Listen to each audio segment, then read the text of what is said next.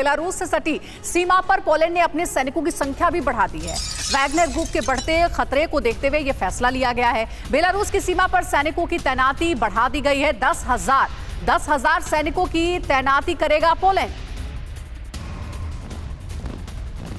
रूस के लिए क्रीमिया ब्रिज जरूरी क्यों है, ये तो हम आपको लगातार समझा रहे हैं, लेकिन ये जो मूवमेंट्स आप देख रहे हैं, जो बेलारूस और पोलैंड बॉर्डर के यहाँ तैनाती और साथ ही वैगनर लड़ाकों की भूमिका पिछले 1 साल में क्या रही है युद्ध में, इस लिहाज से भी चर्चा की गई है। क्योंकि 2014 से रूसी कब्जा और 2018 में ब्रिज का जिस तरीके से उद्घाटन हुआ, उसके तहत ये समझना भी बहुत जरूरी है कि क्रीमिया के समंदर में रूस ने कर्च ब्रिज बनाया था और कर्च ब्रिज के जरिए क्रीमिया से कनेक्टिविटी बहुत ज्यादा इंपॉर्टेंट हो जाती है। अब इसी कनेक्टिविटी को जिस तरीके से तोड़ते हुए टारगेट करने की बार बार यूक्रेन कोशिश हिमाकत कर रहा है, उसका जवाब पुतिन कैसे देते हैं? कर्च ब्रिज के जरिए क्रीमिया से कनेक्टिविटी का जिक्र हम हर बार इस लिहाज से भी करते हैं क्योंकि कर्च ब्रिज क्रीमिया पर रूसी कब्जे का एक सिंबॉलिक है, एक सिंबल है। वहीं सेवेस्तोपोल में रूसी पोर्ट के लिए यह बहुत महत्वपूर्ण रूट है। साथ ही रूसी सैनिकों के लिए यूक्रेन का यह सीधा रास्ता भी है। महत्वपूर्ण है ज़ेपोरिज़िया और खेरसों भी, जहां पर कब्जे में क्रीमिया बेस से ही बड़े स्तर पर मदद पहुंचाई गई थी और यूक्रेन में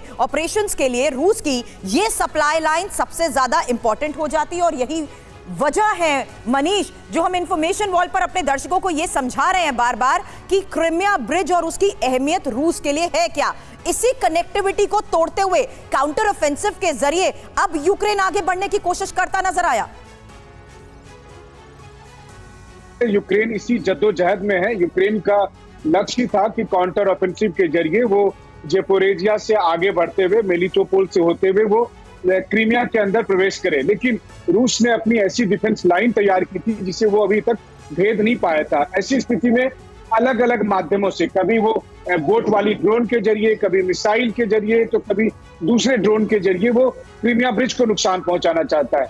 रणनीतिकार ये कहते हैं कि क्रीमिया ब्रिज को अगर नुकसान पहुंचा तो न सिर्फ क्रीमिया को बल्कि खेरसोन और ज़ेपोरिज़िया के इलाके में रसद पहुंचाने में रूस को दिक्कत होगी। लेकिन क्रीमिया ब्रिज के अलावा भी रूस के पास बहुत सारे विकल्प हैं, जिसमें से ब्लैक सी से शिप के जरिए हो या फिर रोड के जरिए। अगर मैं खुद ही कई बार रोड के जरिए पहुंचा हूं जिसमें मैंने क्रीमिया ब्रिज का इस्तेमाल नहीं किया। बिल्कुल मनीष, आपने सभी रिपोर्ट्स भी दिखाई है TV9 भारतवर्ष के दर्शकों को, जो ग्राउंड रिपोर्टिंग आपने वहां से की है। और इस वक्त जो आप बता रहे हैं सिचुएशन बहुत ज्यादा खराब है, ये तो समझ में आ ही रहा है, क्योंकि क्रीमिया पर एक बार नहीं बल्कि 3 बार अटैक हुआ है, जिससे रूस कहता है कि ये आतंकी हमला है यूक्रेन की तरफ से। बहुत शुक्रिया आपका मनीष, पूरी जानकारी हम तक पहुंचाने के लिए।